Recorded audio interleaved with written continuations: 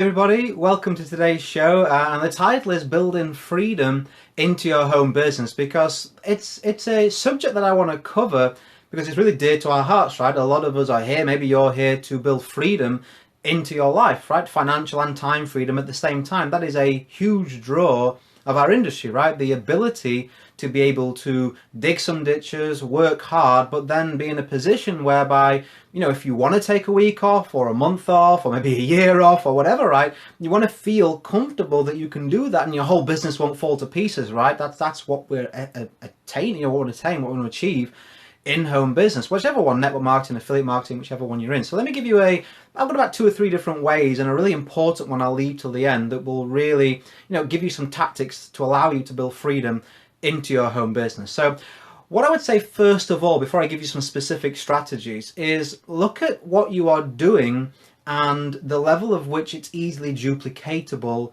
to other people. See, it looks impressive, right? You'll see people say, like for example, myself, I've sponsored over 500 people into the home business industry, and some people go, wow, that sounds fantastic. I mean, there's people who've done thousands. I'm not trying to say it's impressive. I'm just saying that sounds good. But what would be the good of that if I didn't use techniques that my team members, those 500 people, could actually go and do themselves? See, it just means I'm just tied to the job, right? It means that the second that I stop working is the second that it stops working, i.e. my business and my income. So always be mindful of that. Whichever techniques that you pick, whichever tactics you take from today, be mindful about whatever it is that you do. Is it duplicatable for other people in your team? Because if it isn't, you're basically guaranteeing that you're going to be the one that has to do everything forever. And that isn't freedom, right? Kind of got me thinking about this. My little girl picked up a book from school the other day. And there's quite a few people at the school, children, with this book. So quite a few people were off at the same time, and it's been happening over a week or two. And I saw the stress and the difficulty that a lot of those parents had just to take a day off to spend with their child. I mean, I didn't care. I was like, you want to take the day off? Okay, take the day off. Makes no difference, right? And I've worked myself into that position, but I sometimes overlook, as we all do, overlook the amazing situation that is in life, to not be beholden and have to put your hand up and ask to go to the toilet to a boss. And I saw a post on Facebook today where someone has hand, foot and mouth disease, and their boss had rung them up and said, maybe you should quit because we need someone who's going to show up. I mean, what kind of life is it to leave under that pressure? It's like being a child forever. I don't like that. So anyway, freedom strategies. So that should underpin everything that you do. So number one, if you are in home business but you don't have a network marketing or residual model, you should definitely look to incorporate that into what you do. I do a lot of free content. 5 days a week, I'm on Periscope, podcast, YouTube, blog posts. I put a lot of free content out there. And I'm a partner with affiliate systems, and I have products too. But everything points towards my main passion is helping people. And the best way that I do that is in my network marketing company. Now, I'm not going to promote it or mention it. That's not my intention. I'm just saying, as a business model, you want to make sure that you have something at the back end of your business that is a residual aspect to it, where people who do want to be in that business, you can accommodate them. So now they will build their residual income for you. And like I just mentioned at the beginning, if you have a team, then you have that freedom because you can afford to step away from it and the income still grows. Number two, look at the marketing methods that you employ. I highly suggest that you create some form of content that you own to put out into the marketplace. See, these videos are on Periscope, or they could be listening on my podcast, or you could see this on YouTube, or you could definitely see this on my blog. Now, the other platforms that I mentioned initially, they are owned by another company. Google owns YouTube, right? Twitter owns Periscope, okay? The podcast I use is owned by iTunes. But my blog, I own that. So the content that if you can put on a blog, that will be there forever.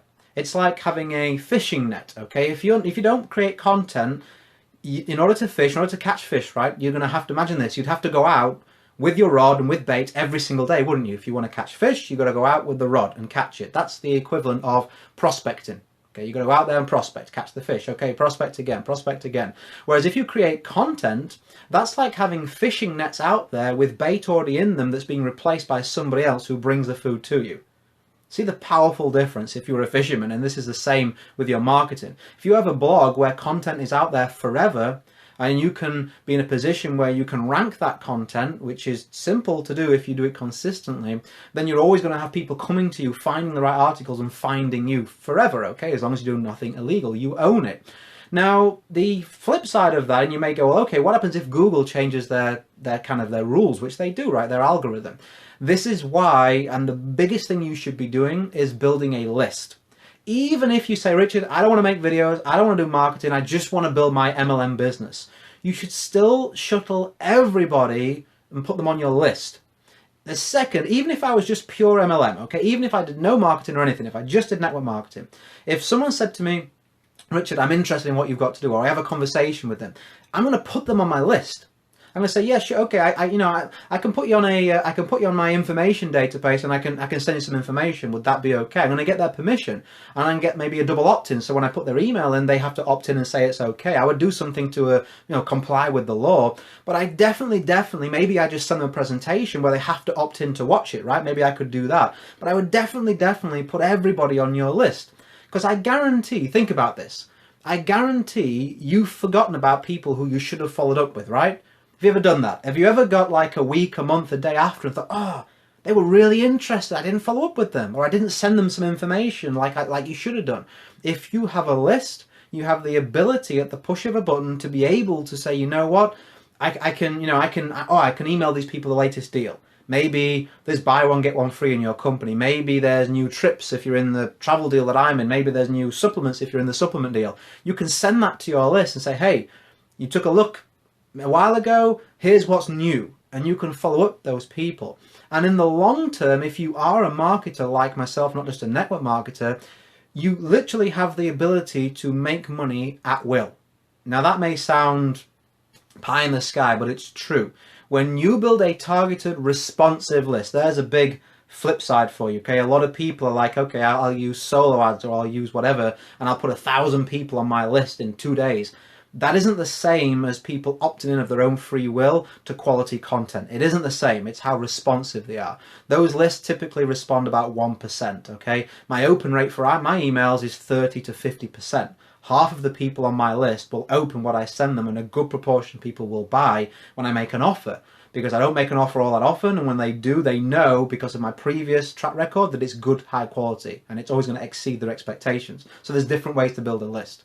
So when you do that, when you have a list, even say 1,000 people, if you go out there and you make those people a valuable offer, something that will help them, I'll come back to that, Chris. Chris has said he tried solo ads and it wasn't any good. I'll come back to that in a second, because it's a minefield. I don't want you to get desperate and get lost in that.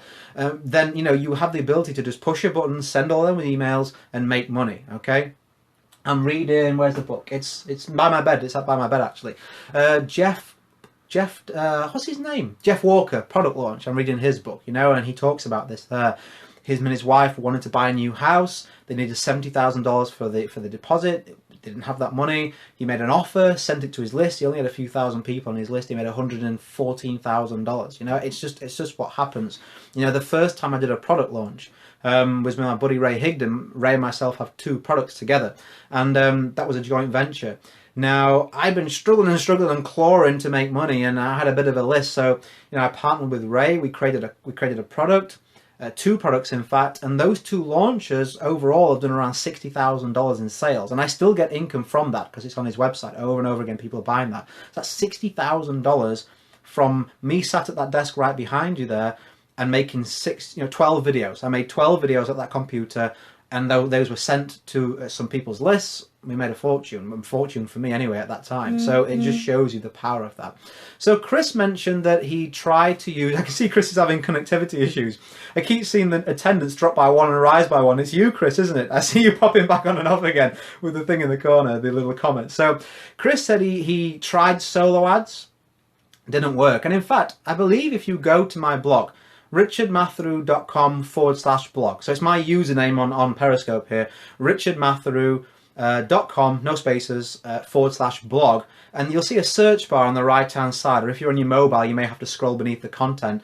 Chris is coming back and gone again, right? If you type in solo ads, I'm sure I've done a post on it. I'm sure I've done a post on solo ads, so take a look for that. But yeah, I mean, the only time solo ads are useful, can be useful, is if